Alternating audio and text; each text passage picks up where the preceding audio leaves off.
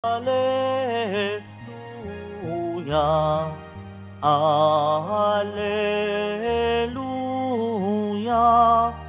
Alleluia.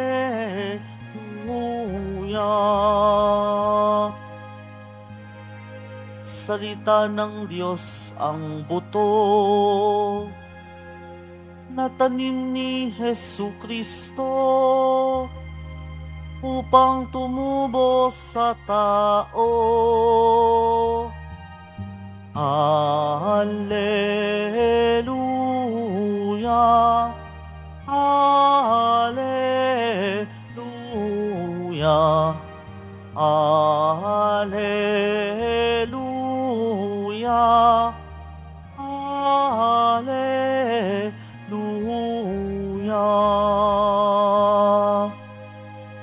Sumainyo ang Panginoon. At sumaiyo rin. Ang mabuting balita ng Panginoon ayon kay San Mateo. Papuri sa iyo, Panginoon. Noong panahong iyon, iniwan ni Jesus ang mga tao at pumasok sa bahay. Lumapit ang kanyang mga alagad at sinabi sa kanya, "Ipaliwanag po ninyo sa amin ang talinghaga tungkol sa masasamang damo sa bukid." Ito ang tugon ni Jesus. Ang anak ng tao ang naghahasik ng mabubuting binhi. Ang bukid ang sanlibutan. Ang mga taong pinaghaharian ng Diyos ang mabuting binhi at ang mga taong pinaghaharian ng Diablo ang masasamang damo. Ang kaaway na naghasik ng mga iyon ay walang iba kundi ang Diablo. Ang pag-aani ay ang katapusan ng daigdig at ang mga anghel ang mga tagapag-ani. Kung paanong iipunin ang mga damo at sinusunog, gayon din ang mangyayari sa katapusan ng daigdig.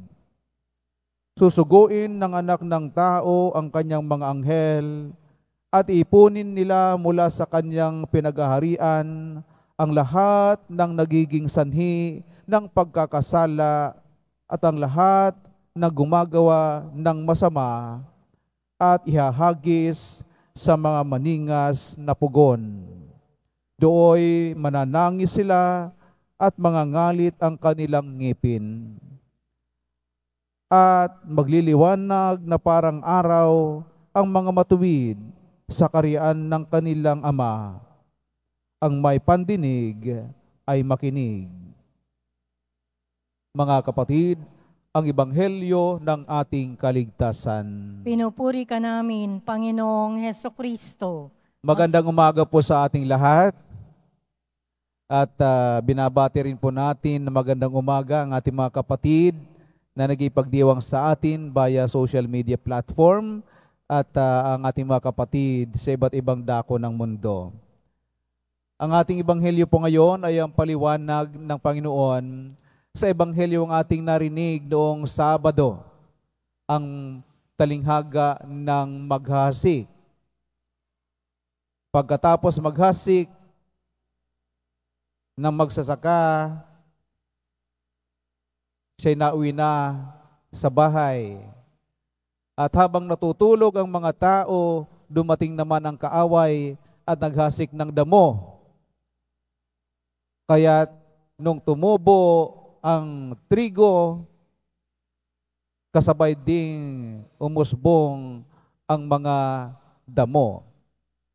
Kaya dito sa ating ebanghelyo, sabi ng mga alagad ni Jesus, ipaliwanag po ninyo sa amin ang ibig sabihin ng talinghaga.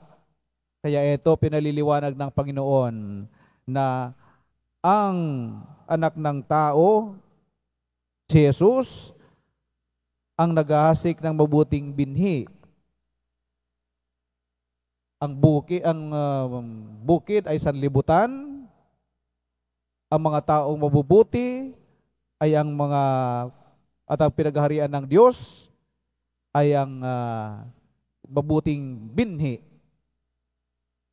At ang dyablo ang pinagagalingan naman ng masamang tao at kinakatawan ng damo. Napakadali mga kapatid sabihin na ay ganun pala yun. Pag yung mga masasama, mga makasalanan, malayo sa simbahan, walang kinikilalang Diyos, sila yung damo. At tayo na nagdarasal, nagsisimba, ay tayo na yung trigo at mabuting binhi. At tayo na rin yung parang makasisiguro na magliliwanag sa kaharian ng langit ayon sa bandang dulo ng bahagi ng ating ebanghelyo. Pero kung titingnan natin mga kapatid, bagamat ito'y tumutukoy sa masamang tao, sa mabuting tao, mas maganda po siguro kung titingnan din po natin ito sa ating sarili. Baka naman sa ating sarili ay buhay din ang damo at buhay din ang trigo. Di po ba? Kung sa ating pagsisikap na mapabanal ang ating buhay, hindi po natin may pagkakaila na may mga yugto ng ating buhay na kung saan tayo rin naman ay nagpapasilo sa dyablo, nahuhulog din sa kasalanan. Kaya nga po, may sakramento ng pangungumpisal. Dito sa Quiapo, araw-araw may pangungumpisal. Bakit? Para makita natin na at maalala natin na hindi sa lahat ng pagkakataon na ay mabubuti tayo talaga. Hindi tayo makakasisiguro na tayo na nga yung tinutukoy ng Panginoon na magliliwanag. Dapat titingnan natin na sa ating araw-araw na buhay na may mga pagkakataon na ayan, hindi man tayo masamang masama, pero may maraming pagkakataon sa ating buhay na aandap-andap tayo sa ating pananampalataya, nahuhulog sa pagkakasala. At tuwing tayo magkasala ay, ayan, binubuhay natin sa ating sarili ang trigo. Kaya tingnan po natin, sa ating pagsisikap na papalapit sa Panginoon, dapat papansinin natin, ano ba yung mga trigo sa aking sarili? Ibig sabihin, yung mabubuting gawain, yung mabubuting asal, ano ba ito? At atin po itong palaguin. Katulad ng pagsisikap na hindi lamang sa magdasal, hindi lamang sa magsimba, kundi magsikap din na magkaroon tayo ng magandang impluwensya o makagawa ng mabubuting bagay sa ating kapwa-tao, hindi lamang sa sarili. Kaya wag po tayo makontento kasi nagdarasal na tayo, nagsisimba na tayo, tapos na. Nagawa na natin ang mabuting bagay at tayo naging magandang trigo na. Ang pinakamagandang tingnan natin, ano nga ba tayo? Anong papel nga bang ating ginagampanan sa buhay ng ating kapwa? O kaya naisasabuhay nga ba natin ang ating pagdarasal? Naisasabuhay nga po ba natin ang ating pagsisimba? Kasi ibig sabihin po, sa pagsasabuhay natin, ang ating pinagdarasal, ang ating pagsisimba, ay nauuwi ito dapat sa mabuting asal. Pagkalinga, ang pagmamalasakit sa kapwa, ito may kadugo o hindi kadugo. Dapat tayo nagiging imahin ng ating Poong Jesus na ating sinasamba. Dapat tayo po nagiging imahin ng ating Poong Jesus na tinatanggap natin sa banal na komunyon. Dapat tayo po nagiging imahin ng Poong Jesus na ating pinagdarasalan at hinihingan ng mga biyaya.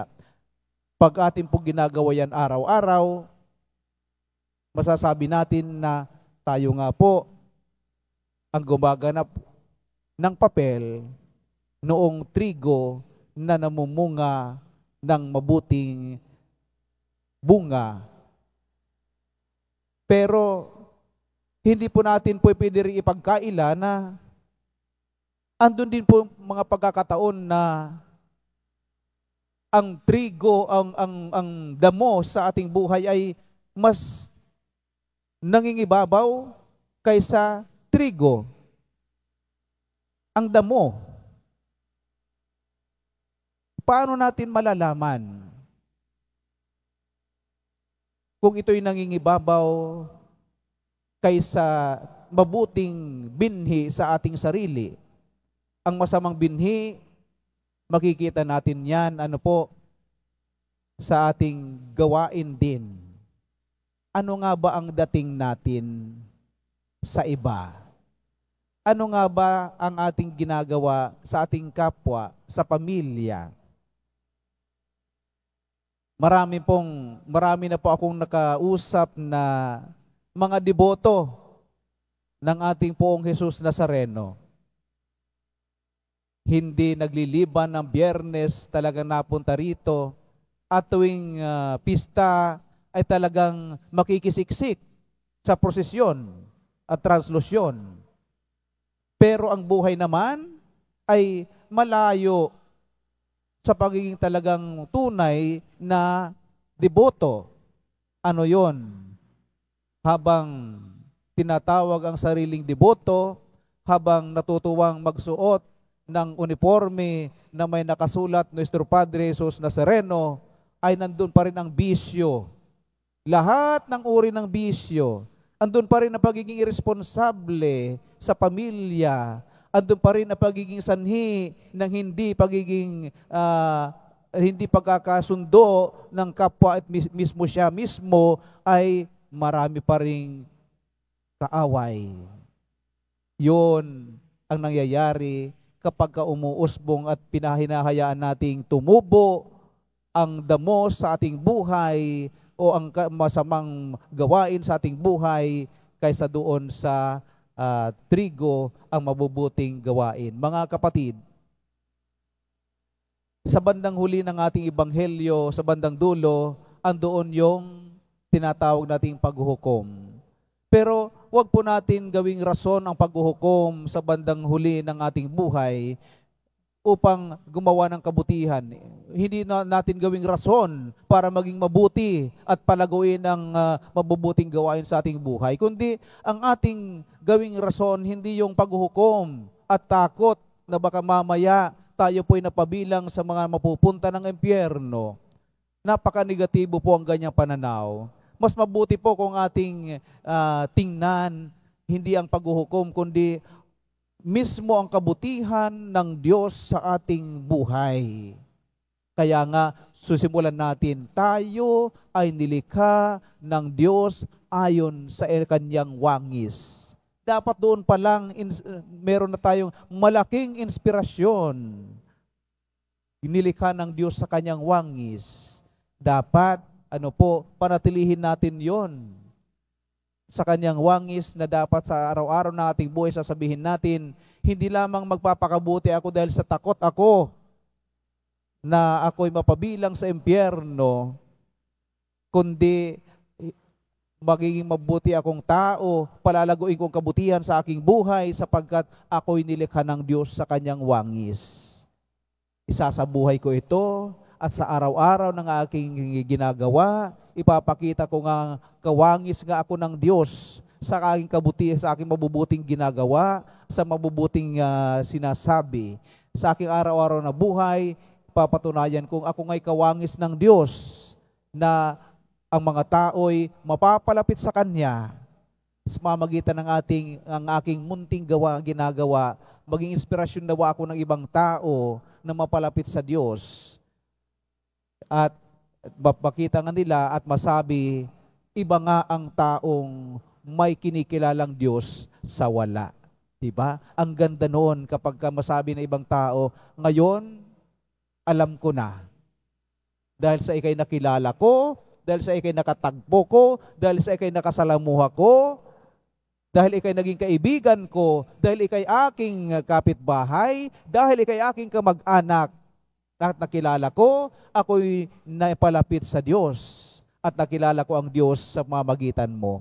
Yan ang rason natin kung bakit magpapakabuti at palalaguin ang trigo at mabuti kabutihan sa atin sapagkat tayo'y nilikha kawangis ng Diyos.